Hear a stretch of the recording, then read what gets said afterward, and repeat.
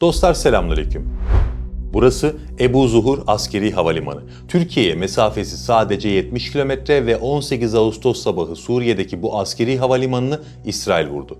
Buraya kadar her şey aslında alışılmış şekilde ilerliyor. Zaten İsrail Suriye'ye defalarca saldırdı. Ama bu sefer farklı bir şey var ve bu ilk defa oluyor. İlk defa İsrail Türkiye'yi hedef aldığını açıkladı. Netanyahu bu askeri havalimanını vurarak Türkiye'ye gereken mesajı verdiklerini söyledi. Yani işler karışıyor gibi görünüyor.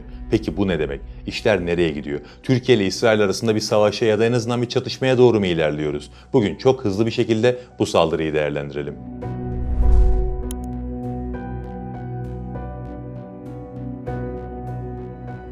18 Ağustos sabahı saat 2.50'de 4 adet İsrail savaş uçağı Ebu Zuhur Askeri Havalimanı'nı 8 ayrı saldırıyla vurdu. Yani bu havalimanını tek bir sefer değil 8 defa vurdular.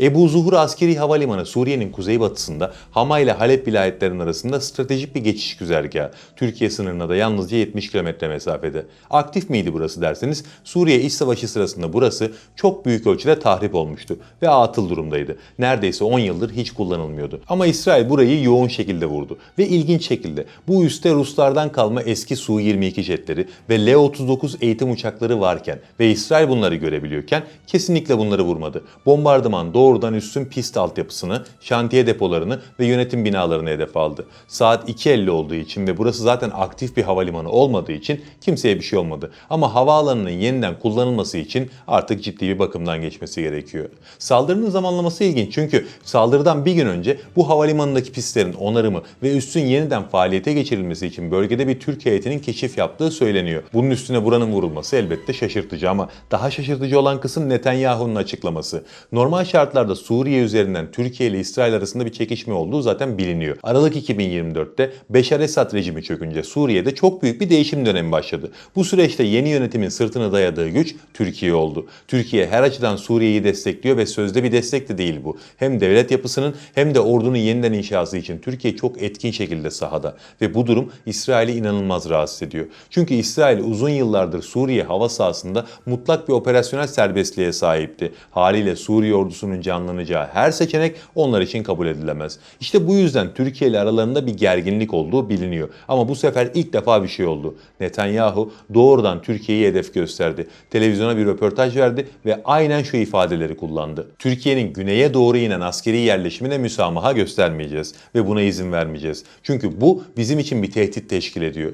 Türkiye'ye bir mesaj ilettik. Mesajımız tek bir kelimeden ibaretti. Yapmayın. Ancak görünüşe göre bunu duymadılar ya da anlamadılar. Bu yüzden düzenlediğimiz saldırıyla mesajın çok daha iyi anlaşılmasını sağladık. Netanyahu tam olarak bu cümleleri kurdu. Sanki İran'a karşı açıklama yapıyor gibi Türkiye'ye karşı pervasızca tehditlerde bulundu. Haliyle önümüze iki önemli soru geldi. Birincisi Netanyahu bunu neden yaptı? Yani neden Türkiye'yi doğrudan ve açıkça düşman ilan etti? İkincisi Türkiye buna karşı ne yapmalı? İkisi de önemli sorular ve hızlıca cevaplayacağız şimdi. Önce ilk soru. Netanyahu neden standart gerginliğin ötesine geçip böyle bir açıklama yaptı? Bunun arka planında elbette birden fazla sebep var.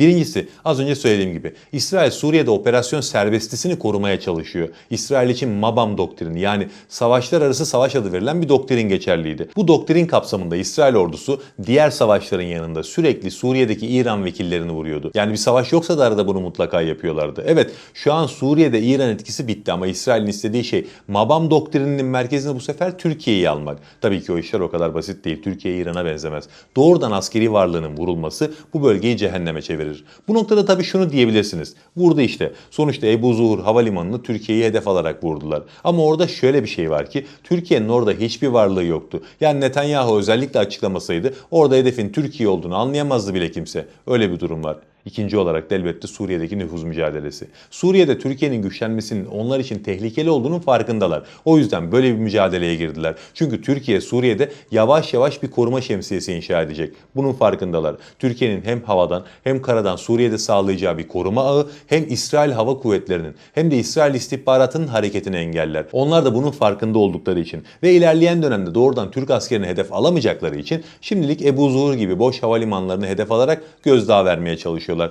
Daha önce de T4'te yapmışlardı bunu. Yani Türkiye'ye burada bir kalkan kurmana müsaade etmeyeceğim demek istiyorlar. Yani evet, İsrail'in burada bazı askeri hedefleri var ama esas sebep bunlar değil. Esas sebep İsrail'in 27 Ekim 2026'da gerçekleşecek olan olağan genel seçimleri. Normalde Netanyahu İsrail'de Bay Güvenlik diye adlandırabileceğimiz bir imaja sahipti. Eğer ben varsam İsrail güvende. İsrail için her tür savaşı göze alırım gibi bir imaj oluşturmuştu. Ama 2023'teki 7 Ekim saldırısından sonra bu imaj çöktü. Sonrasında Netanyahu hep bu imajı yeniden toparlamaya çalıştı ama başaramadı. Ne yaparsa yapsın anketleri toparlayamıyor. En son İran Savaşı'nı büyük bir isteklilikle çıkarma sebepleri bile buydu ama olmadı. Şu an anketlerde 120 sandalyeli mecliste 20-25 arası sandalye alabilecekleri görünüyor. Koalisyonları bile 50 civarı sandalye alabilecek. Yani çoğunluğu kaybettiler. Bunların yanında bir de karşılarında eski Başbakan Naftali Bennett'le ana muhalefet lideri Yair Lapid güçlerini birleştirdi ve bir ittifak kurdular. Bu ittifak anketlerde şu an 60 civarı sandalye alacak gibi görünüyor.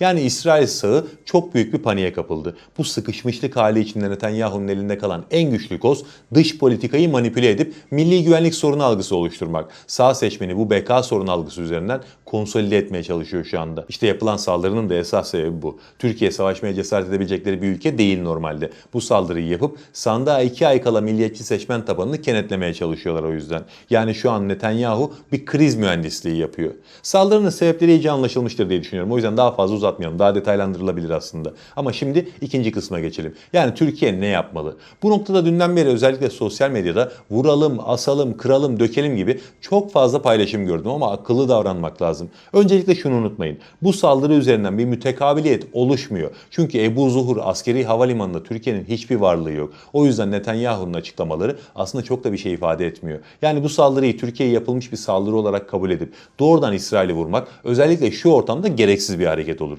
Zamanı gelecek mi derseniz onun da zamanı gelecek ama şu an değil. Türkiye'nin yapması gereken de Türkiye'nin bu krizi kontrollü şekilde yükseltmesi gerekiyor. Diplomatik tepkiler falan zaten verilir. Onlar değil mesele. Bence Türkiye şu an Suriye ile hızlıca ve açıktan bir anlaşma imzalamalı. Ebu Zuhur askeri havalimanının işletmesini devralmalı. Sonra büyük bir tantanayla, büyük bir gövde gösterisiyle oraya girmeli. Hava savunma sistemlerinden, zırhlı birliklerden, füze sistemlerinden yani elde olan bütün caydırıcı saldırı ve savunma sistemlerinden oluşan devasa bir konvoy Ebu Zuhur'a canlı yayınlarda gövde gösterisi yaparak giriş yapmalı. Türkiye Suriye ile imzaladığı anlaşma karşılığında buraya girdiğini yani uluslararası hukuka uygun bir askeri adım attığını bas bas bağırmalı. Ama az önce bahsettiğim konvoy bugüne kadar eşi benzeri görülmemiş bir büyüklükte olmalı. Ardından hızlıca aynı şey Palmira üssü içinde tekrarlanmalı. Bu şekilde İsrail yaptığı saldırının bedelini emin olun doğrudan vurmaktan daha fazla öder. Çünkü Türkiye'nin oraya yerleşmesi İsrail için olabilecek en büyük kabuslardan biri. Derseniz ki bugün o havalimanını vuran yarın orada Türk askerini de vurur. O biraz cesaret ister.